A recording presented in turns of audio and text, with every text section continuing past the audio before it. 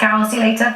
It is known as Sleeping Beauty Syndrome, but those who have the brain disorder Kleine Levin Syndrome say it's closer to a living nightmare. Often it develops in teenagers and can last for more than a decade, sending sufferers to sleep for hours on end, and then when they wake up they're in a bit of a childlike state. We'll speak to Beth Goodyear, who has the disorder, in a moment. Morning to you.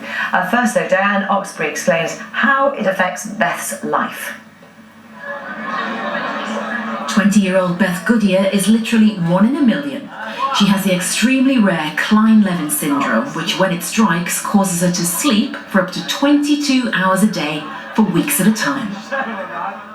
This is my bed.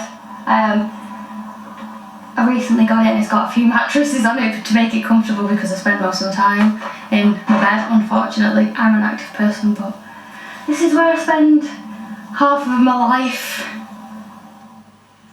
Kleine Levin Syndrome, or KLS for short, affects fewer than 100 people in Britain.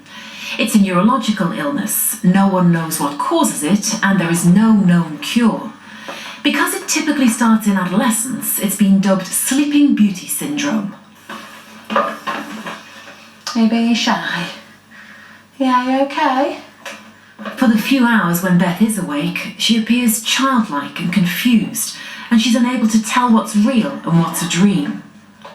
Beth's entirely dependent on her mum, Janine, who's had to give up work to care for her. You read about it and you hear about the altered state and the confusion and the tiredness and the childlikeness, and you read about it, but you can't comprehend it till you witness it.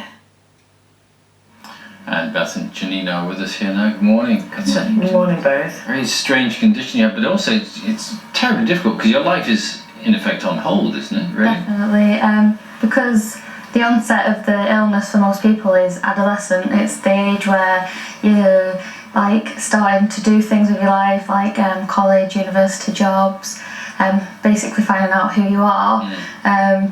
And so it takes all that away from you, and it's that time when it's kind of crucial. And we saw pictures of you there when you were sort of going through an episode, as it were.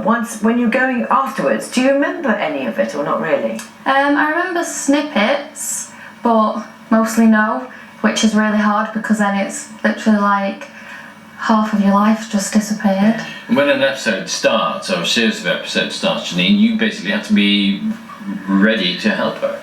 Yeah, she needs 24-hour care, like you saw. She becomes very childlike and very confused. She has something called derealisation, which means she can't work out what's real and what's not. She'll often say, am I dreaming or am I dead? So she needs 24-hour care all the time. And the episodes can go on for what length of time? Usually, on average, for Beth, between 1 and 3 weeks now. So she's sleeping pretty much 22 hours a day for those 3 weeks? Beth, the longest she slept is 22 hours, but in average she sleeps 17 to 18 hours in a day, yeah. Beth, do doctors have any idea what causes it? They know it's like what part of the brain causes it, which is the thalamus, but they don't actually know why, so then there's no medication for it or anything because they don't know what causes it, so they don't know how to fix it. It's often triggered by an infection in a lot of people that precedes the start usually. And when it first started, I mean, you wouldn't have known what it was, so did you think you were just being like a sort of pretty, I don't know, kind of extreme version of a teenager, for example, that you're sleeping a lot? For a very short time, what happened is she had tonsillitis, and then she went back to college, got better, went back to college, and after that she was coming home from college just totally tired all the time, needing to go to bed, and then one day about 2 weeks after this she fell asleep on the sofa, and when I went to wake her I couldn't wake her, and when I eventually stirred her she was babbling nonsense and hallucinating, and it was then that I knew something. It was very frightening at that time. How long are the gaps between the episodes?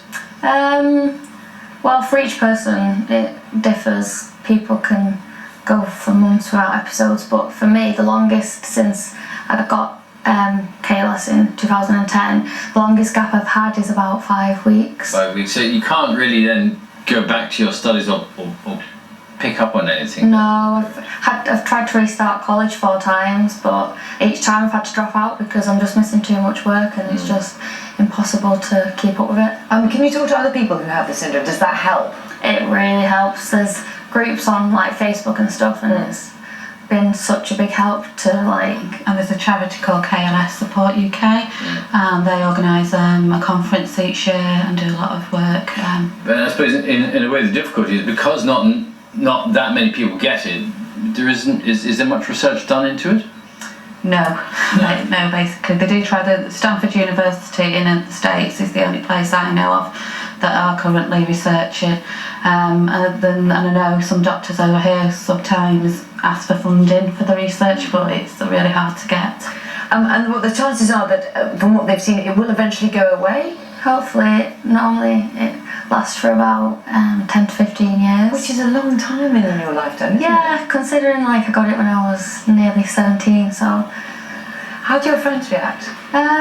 Most of them are like really supportive. I've had a couple who like have not been that great, but most of them are like really supportive, and for a short period of time I was kind of a novelty and like my friend slept for 6 months kind of thing, but they're really nice and supportive. And they must miss you when you're having an episode then? Yeah, but like we make up for it when I'm well.